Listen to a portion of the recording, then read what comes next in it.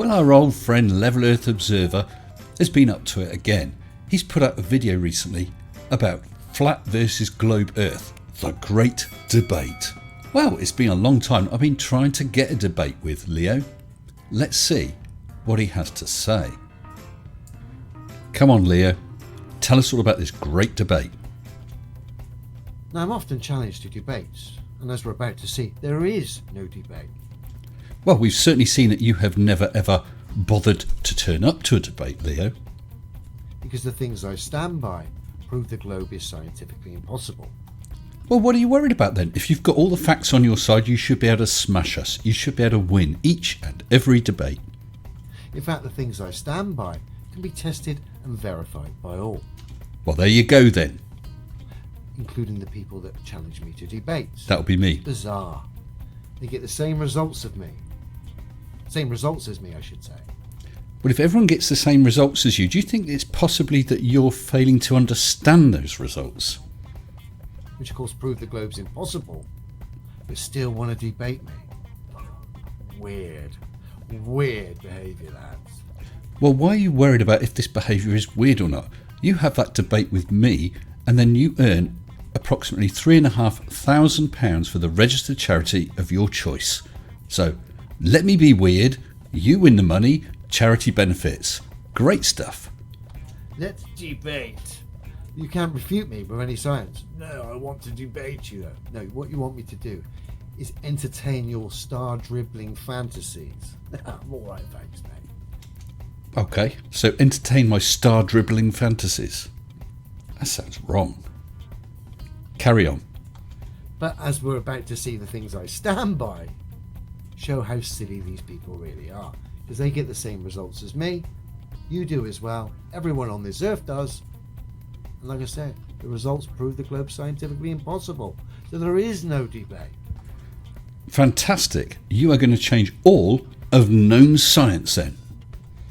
Large standing bodies of water don't have the ability to display convexity upon its surface. Claims you. Only tow tanks, the rails above tow tanks have to be adjusted to allow for the Earth's curvature. It's a fact. The molecular structure of water cannot entertain the silliness of the globe Earth theory. Molecular structure. The molecular structure. Well, I don't know what the problem is with this molecular structure, but you have some wind blowing across that lake, you're going to get waves. With the oceans, you get tides due to the moon's gravity. Raindrops form into little raindrop shapes. None of this seems to be a problem, despite this alleged issue with the molecular. You better carry on. And you can't have an air pressure system next to a vacuum. No, you can't have a pressure of, say, 14.7 psi next to a pressure of 10 psi without something containing it. This is true. Only that's not what we've got in the atmosphere, is it, Adam? We've got a nice, smooth, atmospheric gradient. Without solid separation. It's another fact. Prime example would be NASA's vacuum chamber. That'll be the Plum Brook vacuum chamber, Adam. Where they needed 6 to 8 feet thick concrete walls to separate an air pressure system from a vacuum. Yeah, that vacuum chamber is huge. Each and every square inch of the externals of that building or the chamber is under the pressure of 14.7 pounds per square inch. That's over 2,100 pounds per square foot. You have seen that video of a rail car that had the atmosphere evacuated from it and then was crushed. That's why. It's an awful lot of weight pressing down on each and every square inch. So yeah, it has to be thick and strong. It's just demonstrable facts that prove this nonsense, this scientifically impossible ball with an atmosphere wrapped around it, residing in a scientifically impossible environment. What is scientifically impossible about the very low pressure, the near vacuum of space? You take everything out of an area, you've got nothing left. My MAGE probe travelled up from ground level at 100,000 pascals to 38.5 kilometres and then was down to about 356 pascals. A fraction of the percentage of the atmosphere was left at that height. Of course, you climb up Everest, you're going to need oxygen. If you go into a plane, they have oxygen supplies in case of depressurization. Planes don't fly through containers. Climbers don't climb through containers. And Mage didn't pass through any containers whatsoever. And I counted them twice. Proves it to be silly. We know it anyway. It is silly. It's a cartoon. But how silly does it need to get when you've got the space agencies themselves citing practical references that show you that the globe is scientifically impossible? Well, how about providing some of these references that show the globe is scientifically impossible? I have a sneaking suspicion you're talking about those documents that are talking about modelling aircraft and assuming a flattened stationary Earth. Yeah, it's not what you think it is, Adam. Baffles me how these people can't see it. Baffles me how you can manage to tie your shoelaces up each morning. So we've got the water. We've got air pressure systems can't reside next to a vacuum without solid separation. And of course, you can't have tower cranes and pendulums. Oh, bleeding tower cranes. Look, tower cranes are not the be-all and end-all. When they're developing, I don't know, a new jet engine, they don't worry about tower cranes. When they're developing a new vaccine, they don't look into the physics of lifting heavy materials, great heights. Nuts to your tower cranes. Dead still and plumb. On a spinning, wobbling, oscillating ball, one that's doing ludicrous speeds in all different directions. When every practical reference on this Earth showing a travelling pendulum shows it to deviate from the plumb and swing.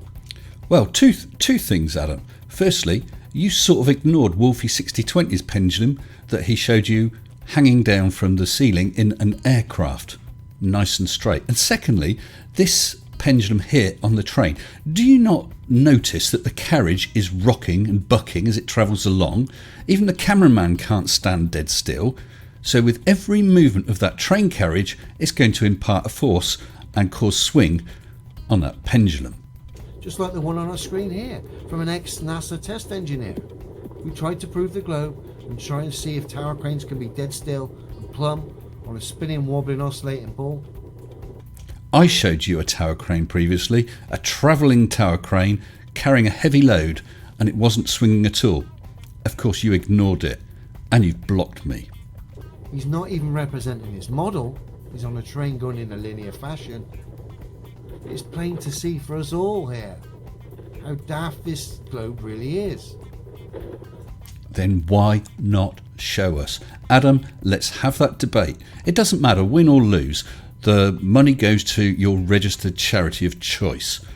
But this is your opportunity to shut me down. This is your opportunity to smash the globe. Imagine that. That pendulum doing ludicrous speeds in all different directions.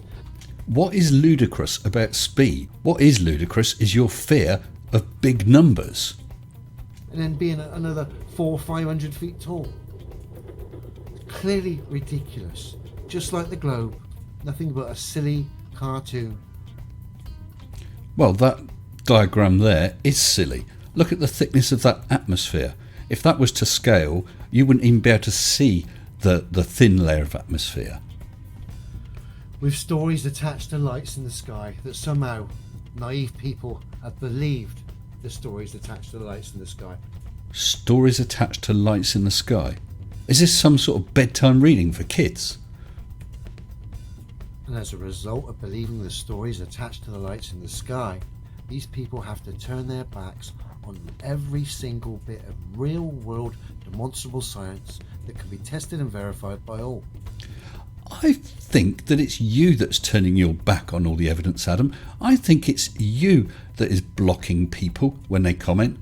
And I think it is you who is so yellow you would not dare, you wouldn't dare enter a debate with either myself or one of the other debunkers.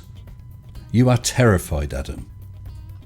I can't think of any other reason that you wouldn't want to do it if you've got all the evidence on your side and then earn £3,500 for a registered charity of your choice. It's just bizarre to me. Bizarre that people would give up the things that can be tested and verified by all in favour of the story attached to a light in the sky, one that's got no demonstrable science to back its fundamental claims, and of course it cannot be tested and verified, the stories in the first place, by anyone. I don't know what these stories attached to the lights in the sky are. This is a new one on me. How bizarre has it got that people abandon what is in favour of silly stories that can't be tested and verified by anyone and have no demonstrable science at its fundamental claims? Weird. Well, Adam, I very much look forward to you getting in touch with me. So drop me a line, Adam, and we can arrange this debate. As I said, I had offered to put in £100, and with everyone else's pledges, it's approximately £3,500 to the charity, the registered charity of your choice. Go on, help those fluffy little kittens. Help children with terminal illnesses. Help the homeless. There's lots and lots of good causes. I'm interested in finding out which one you choose to benefit from all that money. Of course, wouldn't it be sad if they didn't, just because you are too yellow? I look forward to hearing from you. Until I see you all again, stay sensible. Shut up and sit down.